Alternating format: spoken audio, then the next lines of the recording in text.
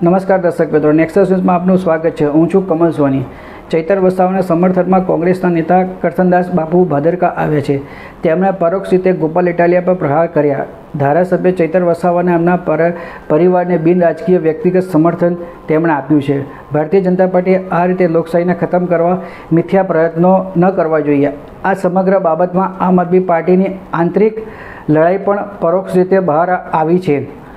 આમ આદમી પાર્ટીના કહેવાતા વકીલ નેતા કે જે ખેડૂતોમાં અને જનતામાં વકીલ હોવાનો રોષ જમાવતા હતા, એ વકીલાત ક્યાં ઘાસ ચરવા ગઈ કે ઈરાદો જ ભારતીય જનતા પાર્ટીને ફાયદો કરાવવા માટે છે?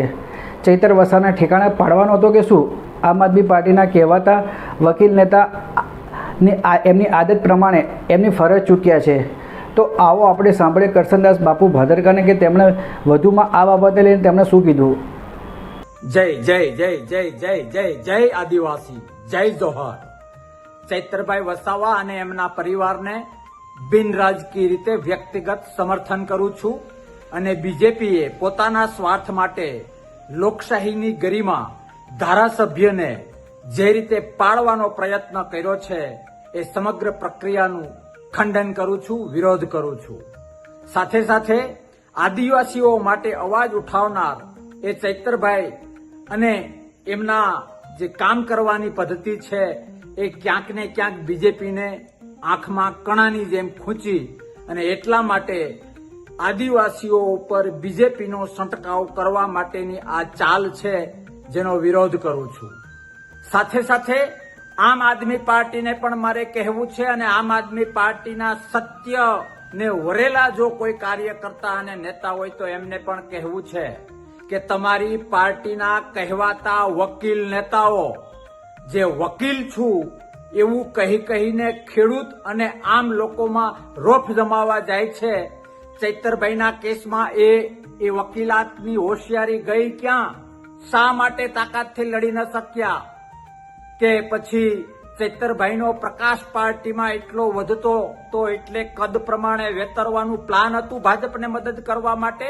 એનો જવાબ લોકશાહી પ્રેમી અને કોઈ પણ બંધારણી પ્રેમી માંગે છે એ આપવો જોઈએ. વિશેષ કંઈ નથી કહેવું, પણ ધારાસભ્ય પદની ગરિમા જે લોકશાહીમાં હોવી જોઈએ એનું બીજેપીએ ખંડન કર્યું છે.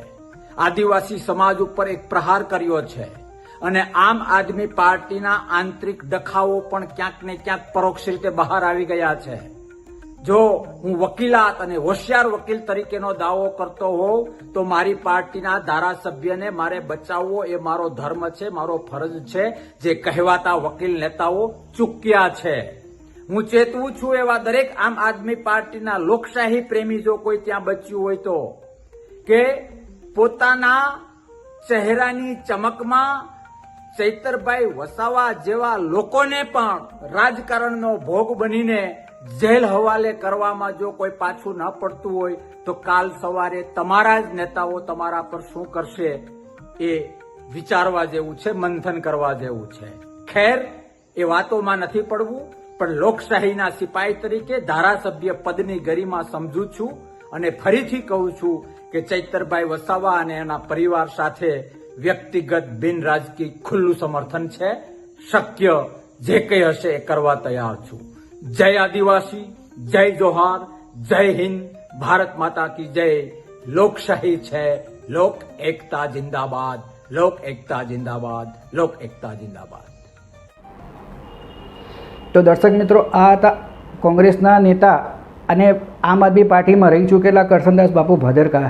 તેમણે પોતાની લાગણી વ્યક્તિગત લાગણી ચૈતર વસાવાની સાથે હતી તેવી વાત તેમણે વ્યક્ત કરી હતી. અને દર્શક મિત્રો, આ બાબતે આપનું શું મંતવ્ય છે તેમને કોમેન્ટ બોક્સમાં જરૂરથી લખીને જણાવશો. અને દર્શક મિત્રો, આવા સમાચાર જોવા માટે આપ અમારી ચેનલ લાઇક કરો, શેર કરો, સબસ્ક્રાઈબ કરો. અને જો દર્શક મિત્રો તમે અમારા અહેવાલને ફેસબુક પેજ પર જોઈ રહ્યા છો તો તમે અમારા ફેસબુક પેજને ફોલો કરો. ઇન્સ્ટાગ્રામ પર જોઈ રહ્યા છો તો તમે અમારા ઇન્સ્ટાગ્રામ પેજને ફોલો કરો.